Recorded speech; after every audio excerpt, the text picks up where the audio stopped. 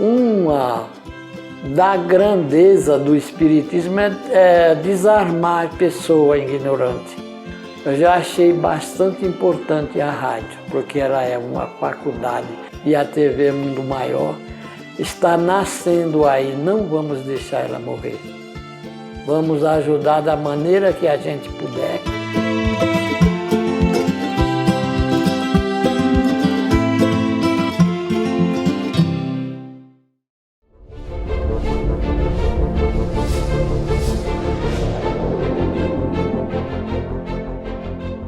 Estamos de volta com a segunda parte do nosso programa, falando sobre o Pai Nosso, falando ainda sobre o perdão. Os grandes enviados do Cristo, eles eram homens diferentes. Buda, Krishna, foram figuras que marcaram presença. Pessoas que por onde passaram deixaram rastros de luz, que as pessoas chamam, os orientais chamam de avatar, outros chamam de iluminados e por aí afora. Perdoar é um gesto que muda as pessoas. Eu às vezes fico me lembrando daquela passagem de Buda, que ele foi fazer um discurso para jovens, e levantou-se um jovem e deu uma bufetada no rosto dele. Todos ficaram apreensivos qual seria a reação dele. E Buda, que era um avatar, era um iluminado, os iluminados não reagem, agem. E ele olhou nos olhos daquele rapaz, ele recuou um passo, olhou firmemente nos olhos daquele rapaz e falou baixinho, num tom sereno, e disse assim: meu filho, você tem algo mais a me dizer? Diz a história que o jovem recuou, foi embora para casa e não dormiu naquela noite. No dia seguinte ele foi procurar Buda para pedir perdão. E naquele homem era muito acompanhado, muita gente na multidão, ele quase não consegue se aproximar dele, mas num gesto de mais coragem e forçou o momento, ele conseguiu se aproximar. Pegou a mão de Buda, se ajoelhou para beijar as mãos, ele o fez levantar, não deixou que ele ficasse de joelho de frente dele. E ele disse: meu padrinho, eu vim aqui lhe pedir perdão.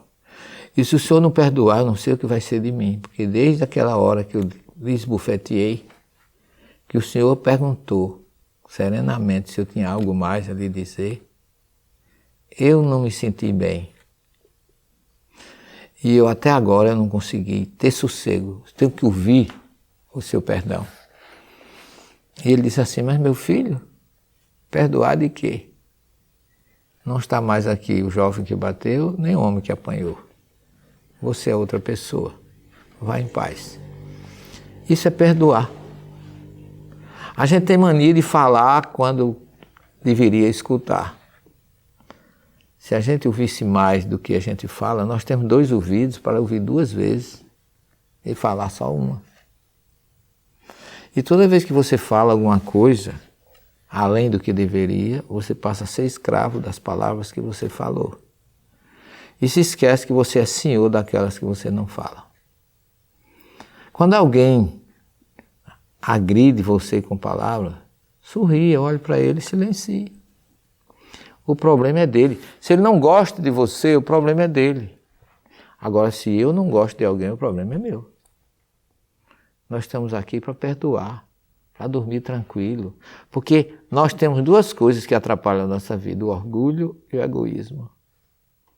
O Espírito Lacoderre, na mensagem que está no Evangelho segundo o Espiritismo, capítulo 7, item 11, ele diz que o orgulho afasta, a humildade une e aproxima. Então a gente precisa se entender que a gente é igual a todas as pessoas. E que se alguém nos agride, deve estar com algum problema.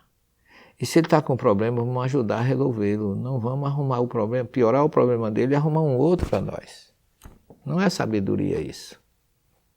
Você vai dificultar a vida do outro e vai continuar, trazer parte do problema dele para você.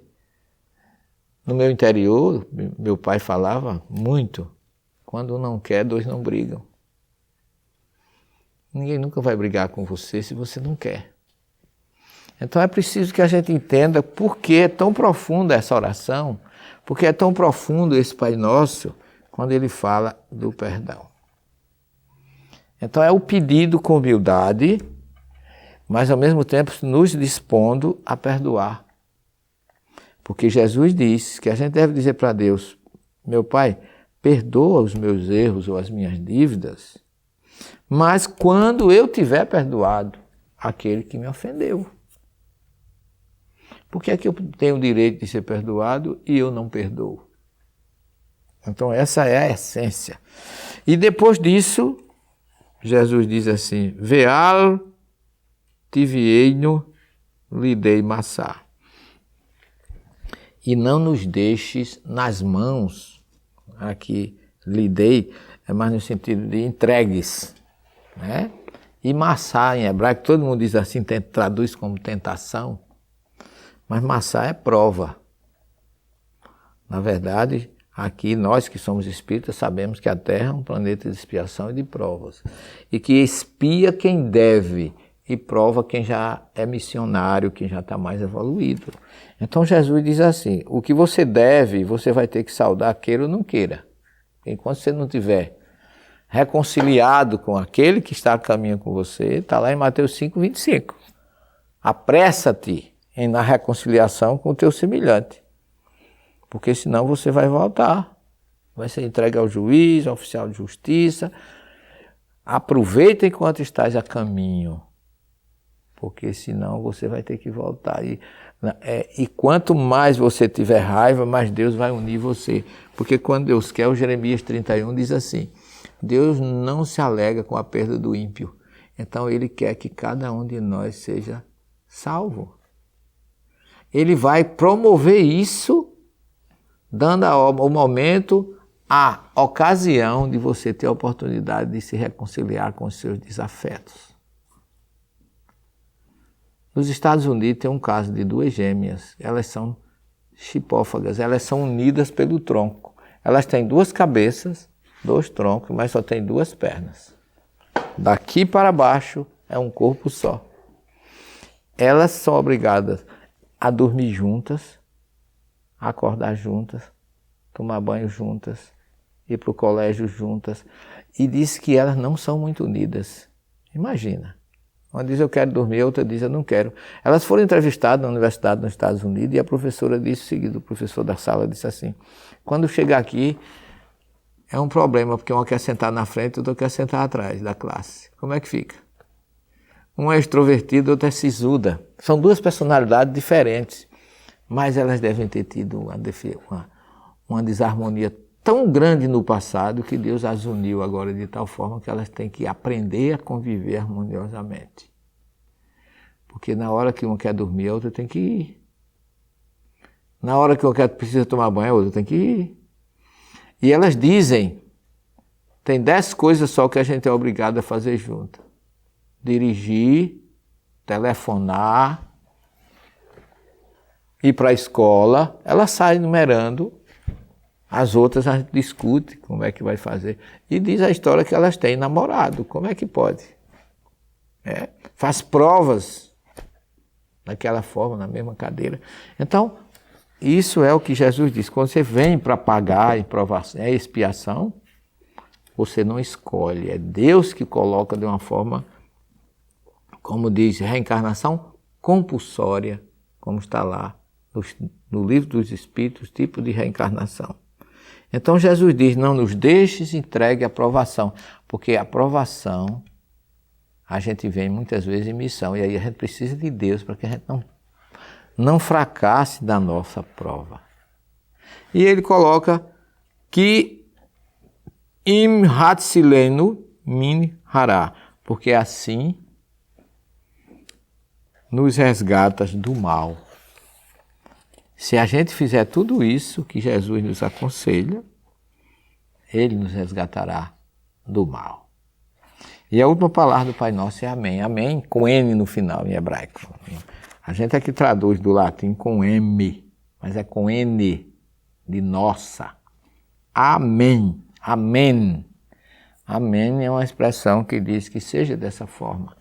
Eu me submeto à tua vontade. É mais um gesto de humildade diante da supremacia que é Deus. Então, meus queridos irmãos, vocês estão podendo observar como essa oração é magnífica. Agora vejamos ela no sentido da humildade no pedir, da humildade no ser e da submissão à vontade de Deus. Traduzido em português é assim: Pai nosso dos céus, santo é o teu nome. Venha o teu reino, tua vontade se fará na terra, como também nos céus. Dá-nos hoje parte do pão. Perdoa os nossos erros, as nossas culpas, as nossas dívidas, porque Jesus fala de dívida também, porque o que você faz ao outro é débito.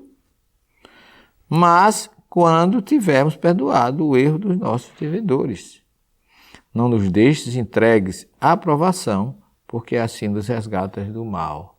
Amém. Foi isso que eu encontrei lá na oração do Monte das Oliveiras.